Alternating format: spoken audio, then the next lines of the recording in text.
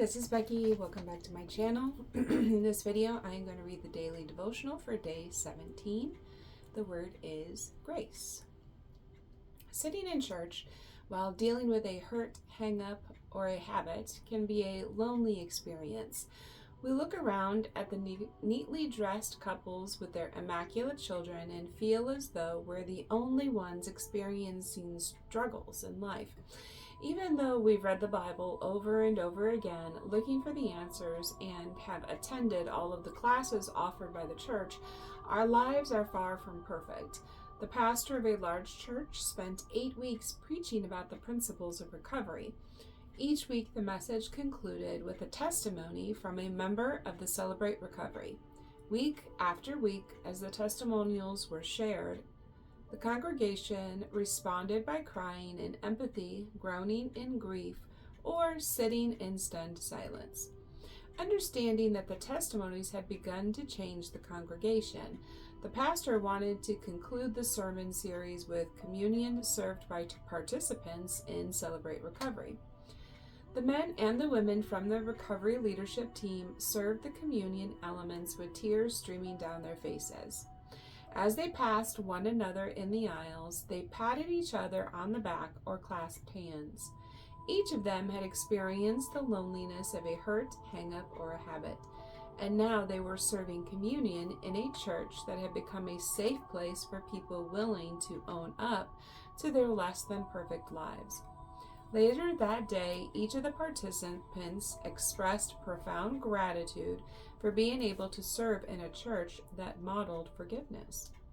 People who become committed to Celebrate Recovery have often been away from church for a long time, if they've ever attended at all. Many are discovering Jesus Christ for the first time in their lives.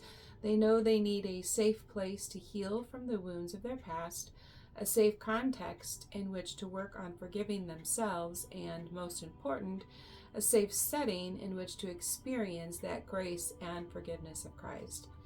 The key verses of Celebrate Recovery are 2 Corinthians 12:9-10. He said to me, "My grace is sufficient for you, for my power is made perfect in weakness.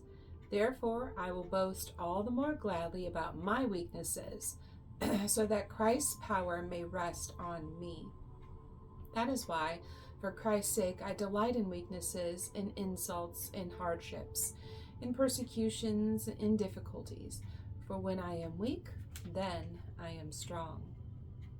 This isn't a place to stop and rest on our past accomplishments.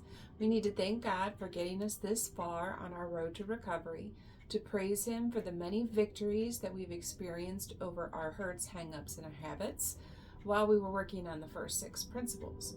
But we also need to continue working principles 7 and 8 with that same devotion and enthusiasm that got us to this point in our recoveries.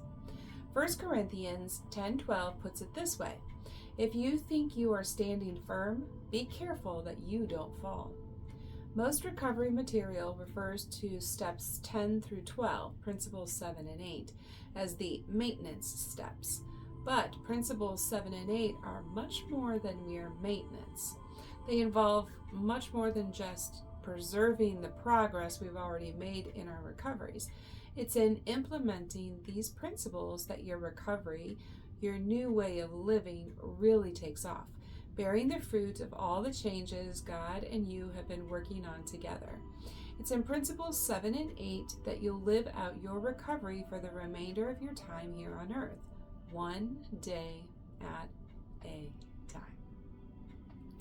The first part of Principle 7, reserve a daily time with God for self-examination, relates to Step 10 of the Christ-centered 12 steps.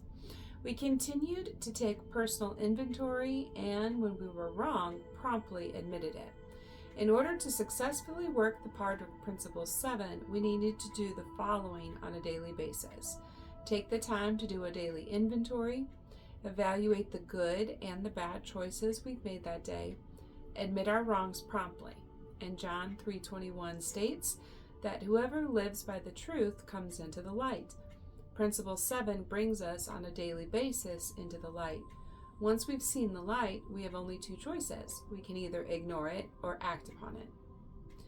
Here you can take a look at these before you check out the next video. Take a look.